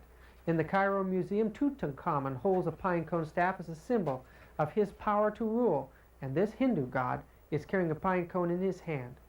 Even Quetzalcoatl, with an evergreen tree on one side, is holding pine cones on the other, as is this Greek fertility goddess. The pine cone was adopted by the Romans, and here we see this Mithraic altar with a pine cone in the middle of the equilateral triangle, as well as on a Roman grave. Bacchus is shown with a pine cone staff, a symbol of the sexual organ of the male. And here Dionysius, from the Greek worship of the generative principle, is carrying a pine cone staff on these reliefs. From the Pantheon, we find a great statue of Dionysius there in Rome, held in his hand a great pine cone. Early in the Christian history, they adopted the pine cone as a symbol of life, and we find it everywhere throughout the churches. This ancient symbol of the sexual organs is to be found not only in the church artwork, but the largest one of them is found at a court called the Corte de Pena at the Vatican, the largest pine cone in the world, 2 stories tall. The Pope carries a pine cone staff, much as the pagan deities did anciently, and carries it with him as he travels throughout this world. The bull was a symbol of the fertilizing power of the sun, and the generative organs were worshipped in Rome under the name of Priapus, under the name of Min in Egypt. A form of the generative worship was the worship of the phallus of Osiris. It was placed before the temples in Egypt, and as the sun rose, the shadow of that entered into the temples, representing the fertilizing power of the sun on the womb of the earth. We see from the Muslim religion that this concept of these towers was adopted, and at the Vatican today, one of those symbols of Osiris is placed in the court before the temple of St. Peter's Basilica in the same form as it was in the pagan world. We know that pillars in the pagan temples represented the union of heaven with earth. It was a generative symbol as well, and this has been duplicated in Bernini's colonnade around the Vatican courtyard. Spires are seen in churches all over, and they are a duplication of the ancient worship of Priapus, the generative principle. In the Orient, the energies are symbolized by yin and yang, positive and negative energies. It's represented here in this head of Bacchus, 2 heads, 2 different sides of the one god. This Mayan god shows a black and a white feather on his head, a symbol of good and evil, positive and negative, male and female, as in this Mexican sand painting, or in this Hindu Tantra. This Roman floor reflects the same dualism of God in their religion. Masonry has adopted it, and in their initiation floors, they have black and white alternating tiles to represent that God is both good and evil. At the Rosicrucian Temple in San Jose, the initiates are initiated on this alternating black and white floor. In ancient Babylon, the courts of the temple there had alternating black and white tiles as well, as they worshiped the one God as both good and evil. And it's shocking to see that the majority of the floors of the old cathedrals of Europe have the black and white alternating tiles underneath their altars as well.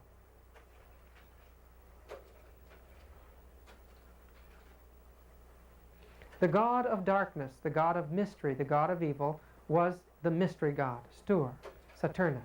In Babylon, the first god was Nimrod, and he was of a black skin. His name was Ethiopus, or son of Cush.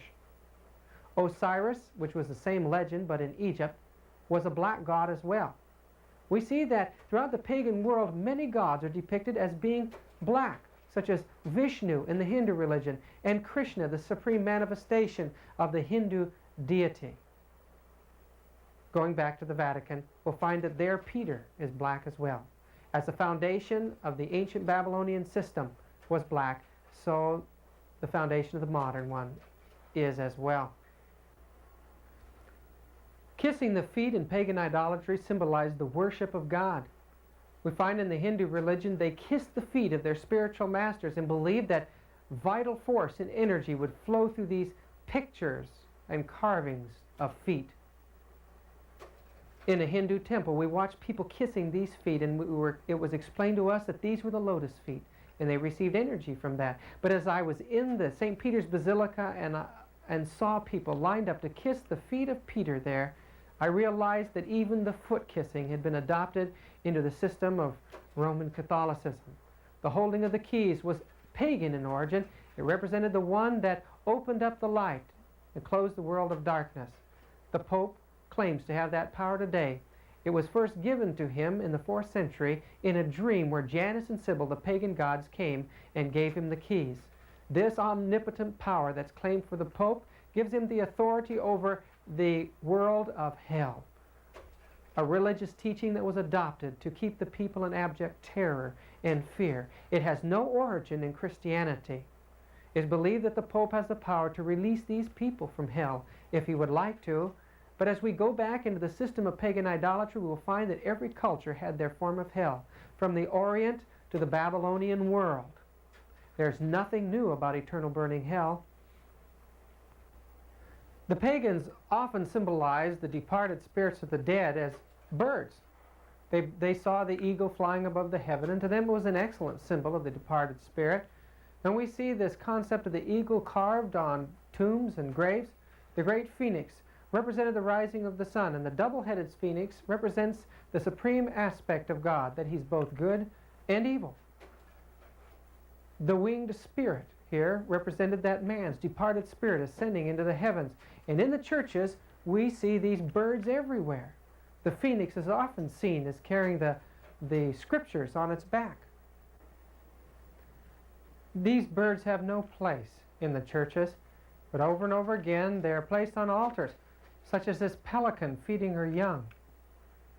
What does the pelican mean anyway? Well, in Manly P. Hall's book, it represents the sun feeding its children in the mysteries of the secret societies. We know that the peacock in India represents the sun god, or the bearer of the gods, and the Yazidis believe that it represents Satan. And here it is in Westminster Cathedral. The ancients worshipped the dead. That was their worship. They didn't know a living God. They only believed that their gods once lived on earth and ascended to the heavens. The Pantheon in Rome was a place where people gathered to worship the astrological gods. Those gods have been transferred to the Vatican, that holds the largest collection of pagan antiquities in the world. This concept of worshiping the dead has been adopted in the church as saint worship. Here we see that in Egypt they had 365 gods, one for each day of the year. Did you know that in Roman Catholicism there is a saint for every day of the year? A saint for every occupation? Every one of those saints at one time or another is a reflection of some pagan deity. As you go into the churches, you'll find that there are sarcophaguses of the dead everywhere you go. In fact, I believe that the church itself is the world of the dead. This great altar in Burgos Cathedral, though it's magnificent and 4 stories high with saints all over it, is nothing more than a continuation of the worship of the dead. The popes are embalmed and placed in caskets, 3 inside each other, placed beneath the floor of St. Peter's Basilica, and there the people gather to pay them homage, to do their rosaries before them and kiss their caskets. Indeed, even some of the smallest cathedrals and churches have beneath the floors places in the old world where they buried their dead. Notice on this cylinder seal from 2,500 years before Christ that this priest is holding something that looks like little balls in its hands. Reliefs from Babylon and Mesopotamia show the priests and the genii holding beads in their hands. Yes, beads was part of the worship of Babylon. Here, from the Pergamum Museum, these beads were taken from the Babylonian bull cult. Or these beads of Pharaoh Amenhotep IV were buried with him in his grave. They were prayer beads.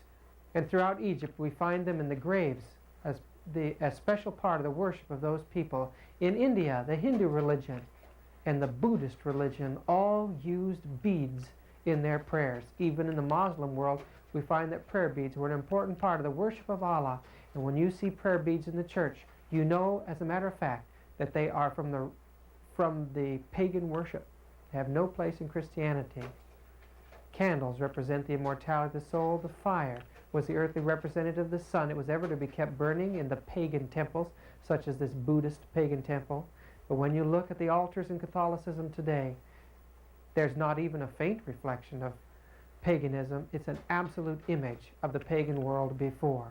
People spend a lot of money buying candles to place before altars of saints who can't hear or see them.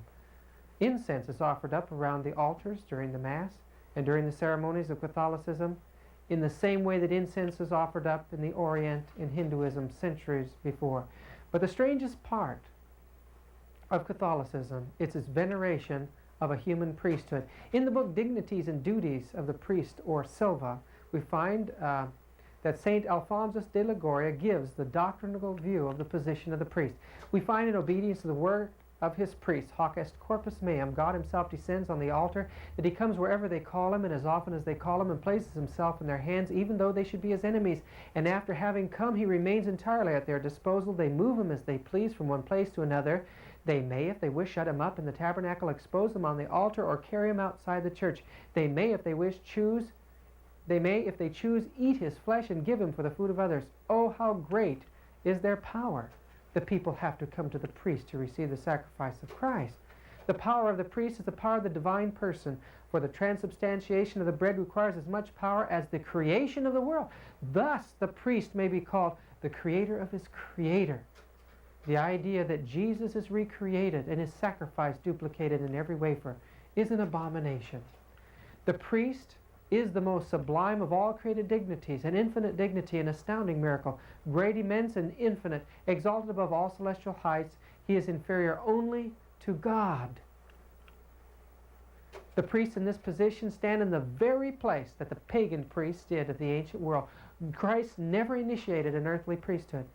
A priest, in absolving a sinner, performs the very office of the Holy Ghost in the sanctification of souls. To see people lined up to confess to an earthly man, feeling that they'll receive sanctification or forgiveness because of that act, is one of the saddest things. Innocent III has written, indeed, it is not too much to say that in view of the sublimity of their offices, the priests are so many gods. How could it be that men could be so blinded? But we realize that that form of Catholicism that we see today came out of raw pagan idolatry.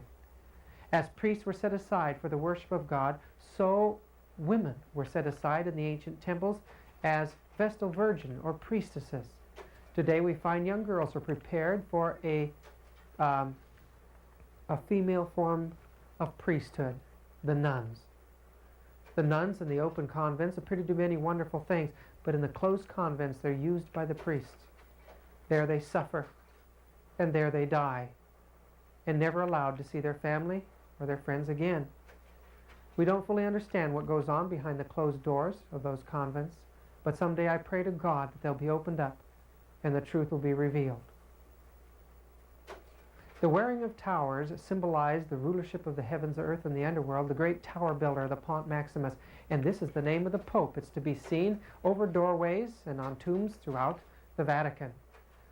Names of the Pope have been chosen by the Church to add up to the name, to add up to the number 666, such as this name Vicarius Filii Dei, the Vicar of God. In Latin it adds up to 666. On this sacred door we see that each of the popes were 666 gods. This door has crests for each of the popes since it was put in, and notice those crests. Why, in each one of those crests are the number 666, 3 B's, 3 fleur-de-lises, 6 six-pointed stars. Latinos, or the Latin-speaking man, adds up to 666 in the Greek language. That man allows himself to be carried as God on the Sedia Gestoria in Peter's Basilica. And here we see the Pope sitting on a throne with a zodiac band around the top of it. Dux Cleri, captain of the clergy, equals 666. Ludovicus, vicar of the court, adds up to 666. Anciently, Zeus presided over the circle of the zodiac. Atlas held up the zodiac, both symbols of the 666 God.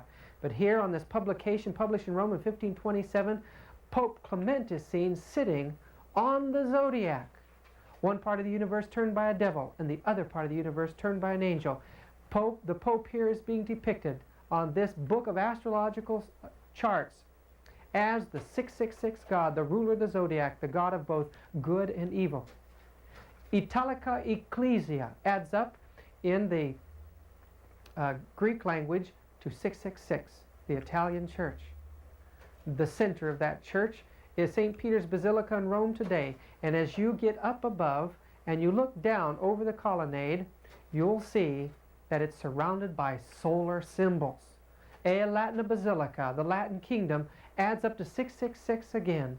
That kingdom is symbolized on this coin from 1825 as as a woman sitting upon a globe with a band around it. The church itself is the 666 God. Who is the God of Roman Catholicism? It looks like Jesus, but it is a counterfeit of the true God. And on this altar in the Jesuit chapel in San Francisco are 6 occult symbols of the sun representing the God of the Mass. In St. Peter's, in the Vatican in Rome, we notice this monstrance with 3 little letters under the case. SFS, Sos, Stigma Sos, are 3 hieroglyphs for the number 6. The people don't realize when they bow down and when they worship this system and when they see this man at their head that they're really bowing down to that 666 God. In the Greek transliteration of the name, Satan adds up to the number 666. We understand, and it's clear, that the system of Catholicism is in fact the beast of Revelation. What is it? It's mark. Going back, we find that God gave mankind a mark or a sign of his own authority. That sign resides in the Sabbath. Some scholars have felt that in the name Sabbath, the word sign of the Father is hidden. Sab being Father, oath meaning sign, the B representing a dwelling place. But a study of the Bible proves that the Bible Sabbath, the seventh-day Sabbath, is the sign that God is the Creator, that He is our sanctifier and Redeemer, that He is our spiritual rest, that we're His people, and that in keeping that law among the other laws, it is a sign we keep all of God's commandments. Jesus pointed out that we were to keep the Sabbath after He died. His death didn't change the law of God, and He told His disciples that when Jerusalem was destroyed, to pray that their flight be not in the winter, neither on the Sabbath day, Matthew 24:20. How did the day get changed? How did the sacred sign of God get changed in the minds of the people to the Mithraic day of worship, Sunday? This is from the Converts Catechism on Catholic Doctrine. Why do we observe Sunday instead of Saturday? We observe Sunday instead of Saturday because the Catholic Church and the Council of Laodicea transferred the solemnity from Saturday to Sunday. How prove you that the Church has power to command feasts and holy days? By the very fact of changing the Sabbath into Sunday, which the Protestants allow of. Have you any other way of proving that the Church has power to institute festivals of precept? Had she not such power, she could not have done that in which all modern religionists agree with her. She could not have substituted the observance of Sunday for the first day of the week for the observance of Saturday, the seventh day, a change for which there is no scriptural authority. It was the Catholic Church which, by the authority of Jesus Christ, has transferred this rest to Sunday in remembrance of the resurrection of our Lord. Thus, the observance of Sunday by the Protestants is an homage they pay, in spite of themselves, to the authority of the Catholic Church. Constantine first made the first closing law for Sunday in his effort to unite paganism and Christianity. The Church picked up the movement, and a number of laws later on the same object, they had transferred the day of worship from Saturday to Sunday. You may read the Bible from Genesis to Revelation, and you will not find a single line authorizing the sanctification of Sunday. The Scriptures enforce the religious observance of Saturday, a day which we Catholics never sanctify. James Cardinal Gibbons. I have repeatedly offered $1,000 to anyone who can prove to me from the Bible alone that I am bound to keep Sunday holy. There is no such law in the Bible. It is a law of the Holy Catholic Church alone. The Bible says, remember the Sabbath day, keep it holy. The Catholic Church says, no.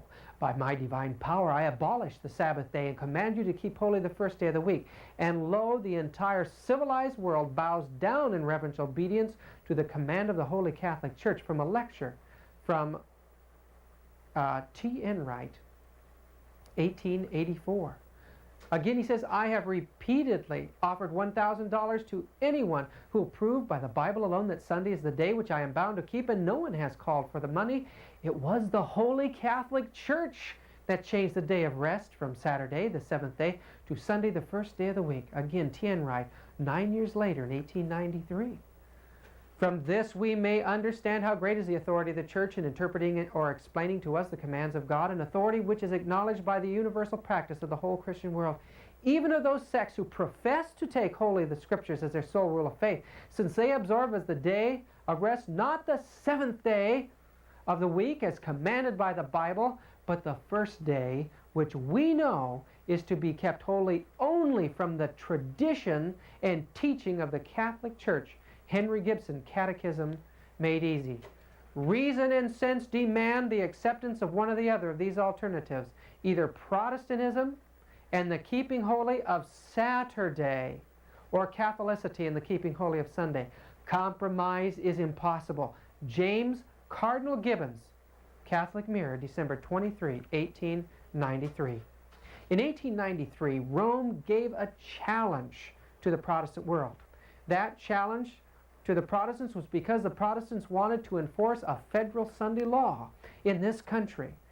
The Catholic Church quickly moved in to point out that their doing that was in homage that they pay to the sign of the Roman Catholic Church's authority. Let's read a couple of excerpts from that article from the Catholic paper that time. The Adventists are the only body of Christians with the Bible as their teacher who can find no warrant in its pages for the change of day from the seventh to the first. Hence their appellation, Seventh-day Adventists. Their cardinal principle consists in setting apart Saturday for the exclusive worship of God in conformity with the positive command of God Himself, repeatedly reiterated in the sacred books of the Old and New Testament, literally obeyed by the children of Israel for thousands of years to this day, and endorsed by the teachings and practice of the Son of God whilst on earth. Rome's challenge. It's not yet too late for Protestants to redeem themselves. Will they do it? Will they indeed take the written word only, the Scripture alone, as their sole authority and their sole standard, or will they still hold the indefensible, self-contradictory, and suicidal doctrine and practice of following the authority of the Catholic Church and wearing the sign of her authority? Will they keep the Sabbath of the Lord, the seventh day, according to the Bible, the Scripture, or will they keep the Sunday according to the tradition of the Catholic Church? Friends, the beast. This is the mark of the beast, the observance of Sunday. I believe that God is going to bring every Christian to the test over this issue, that one day Sunday will be a legal enactment, and everyone will have to take a stand on either the sign of God or the sign of the Sun God. A message must go out to the world today, and that message is that Christianity has fallen, that she has accepted pagan doctrines, that she is as that image or that harlot in Revelation chapter 17 portrays, the mystery Babylon the Great, the mother of harlots and abominations of the earth. God cannot save the average Christian with the beliefs and in the condition he's in. He's calling them out of this system of apostasy. In Revelation chapter 18, we read the last warning of Jesus to this world. And after these things I saw another angel coming down from heaven. An angel means a messenger or a message, having great power, and the earth was lightened with his glory. The whole earth will receive this message.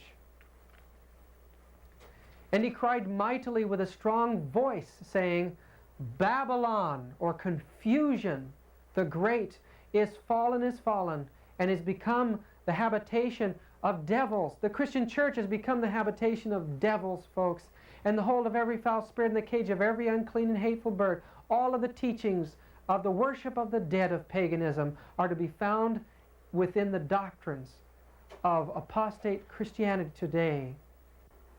For all nations have drunk of the wine of the wrath of her fornication or her false teachings, and the political powers of the earth are in an unholy alliance with her, and the merchants of the earth are waxed rich through the abundance of her delicacies. The Christian world is the wealth of the economy of the world. And I heard another voice from heaven saying, Come out of her, my people, that ye be not partakers of her sins, that ye receive not of her plagues. For her sins have reached unto heaven, and God hath remembered her iniquities. Dear friends, probation is closing today. Jesus is coming soon. And before he comes, he's going to have a faithful people keeping the law of God. Will you be one of those people? I urge you today to take your Bible in your hand and go to the Lord Jesus Christ and ask him to guide you into that deep relationship with him.